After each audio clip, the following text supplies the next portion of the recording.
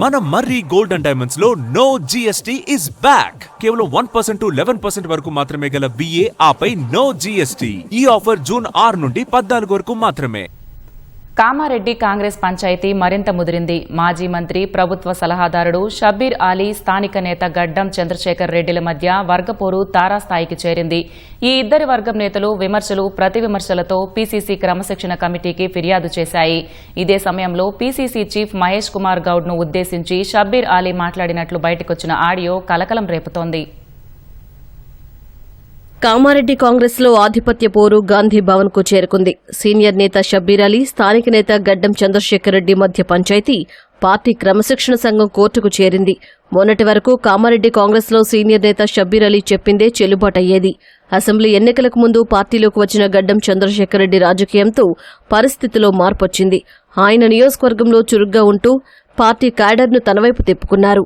దీంతో పార్టీ 2 గ్రూపులుగా చీలిపోయింది. షబ్బీర్ అలీ ఇంట్లోనే కామారెడ్డి జిల్లా కాంగ్రెస్ పార్టీ ఆఫీస్ ఉండేది. కొత్త డీసీసీ అధ్యక్షుడిగా ఆలె మల్లికార్జున్ నియమితులైన తర్వాత పార్టీ ఆఫీసును వేరే చోటికి మార్చారు. దీనికి చంద్రశేఖర్ రెడ్డే కారణమని షబ్బీర్ అలీ వర్గం ఆరోపిస్తోంది. ఇలా ముదిరిన వర్గపోరు ఒకరినొకరు విమర్శలు, ప్రతివిమర్శలు చేసుకునే స్థాయికి చేరుకుంది.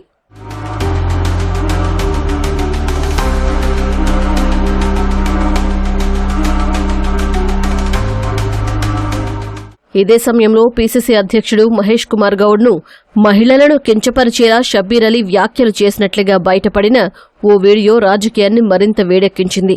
ఈ అంశం ఏఐసీసీ దృష్టికి కూడా వెళ్లడంతో పార్టీ తీవ్రంగా స్పందించినట్లు తెలుస్తోంది. ఇరువురు నేతలు 2 గ్రూపులుగా మారి ఒకరిపై ఒకరు ఫిర్యాదులు చేసుకున్నారు.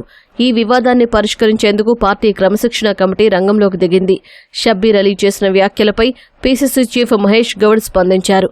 తాను షబ్బీర్ అలీ మాదిరిగా దిగజారి మాట్లాడలేనని, 40 ఏళ్లుగా తనపై లేని ఆరోపణలు ఇప్పుడు రావడం దురదృష్టకరమని ఆవేదన వ్యక్తం చేశారు.